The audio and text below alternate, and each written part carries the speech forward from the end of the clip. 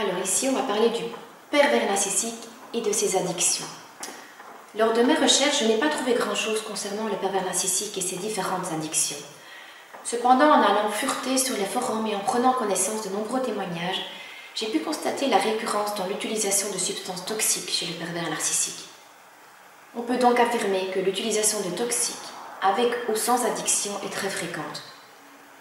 Elle concerne le tabac, l'alcool, les amphétamines, la cocaïne, l'héroïne, mais aussi le jeu, les conduites à risque, comme les sports dangereux, la vitesse sur la route, le sexe, etc. Les pervers les affectionnent car elles marquent leur toute-puissance. Là encore, la séparation des modes de vie fait que ces conduites peuvent rester longtemps cachées. Cela concorde avec mes connaissances car les personnes usant de substances nocives le font dans 90% des cas conséquemment à un problème d'identité. Or, nous savons à présent que le pervers narcissique, pour ne pas sombrer dans la psychose, doit absolument préserver son moi et éviter qu'il se morcelle. Il doit donc sucer l'essence vitale de l'autre pour continuer de survivre. Je peux facilement imaginer qu'il doit souffrir car il ne peut jamais baisser la garde, afin de contrôler en permanence son environnement. Sans vouloir généraliser, il me paraît vital pour un pervers narcissique de pouvoir quelque temps oublier ses souffrances, ses limites, et il aura par conséquent besoin de toxines qui pourront combler ses lacunes, ses imperfections qu'il ne peut tolérer. Quand je prends un peu de recul, je me dis qu'il ne peut s'agir d'autant de coïncidences. Ma mère, pervers narcissique, aussi longtemps que je me souvienne, prenait des médicaments. Qu'il s'agisse d'antidépresseurs, anxiolytiques, somnifères. Au fil du temps, elle a agrémenté ses prises journalières d'alcool, de toutes sortes.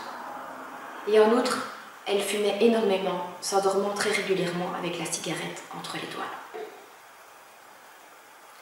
J'ai appris seulement dernièrement qu'elle avait commencé à prendre des antidépresseurs à son adolescence. Mon pervers narcissique, quant à lui, fumait aussi beaucoup, depuis ses 16 ans. Et bien que je n'ai remarqué sa dépendance à l'alcool que très tard, il était alcoolique. Il avait durant plusieurs années caché sa dépendance d'une main de maître. Ce n'est que lorsque ses sauts d'humeur, ses colères ont vraiment pris de l'ampleur que j'ai découvert avec horreur les différents stratagèmes qu'il avait mis en place pour cacher cette dépendance. J'ai d'ailleurs cru que ses soucis de comportement étaient dus à l'alcool et je n'aurais jamais songé à un trouble de la personnalité si une professionnelle ne m'avait pas parlé de perversion narcissique.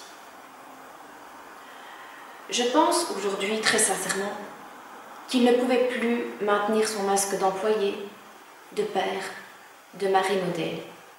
Il a donc dû augmenter considérablement ses quantités d'alcool ainsi qu'un supplément d'antidépresseurs donné par une de ses amies. Il devenait une vraie cocotte minute jusqu'au jour où il a perdu son emploi, fait des crises de plus en plus violentes à la maison. Il ne se lavait plus, se nourrissait de malbouffe, il ne parvenait plus à dormir plusieurs heures d'affilée. Il riait, pleurait sans raison.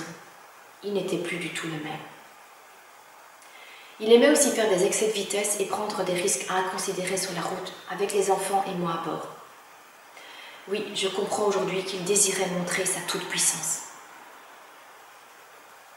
Ainsi donc, je reste persuadée que non, ce n'est pas parce qu'un individu est addict à l'alcool qu'il est pervers narcissique. Mais par contre, un pervers narcissique a des addictions, que ce soit le tabac, l'alcool, les médicaments, le sexe, le jeu, les comportements dangereux ou les drogues.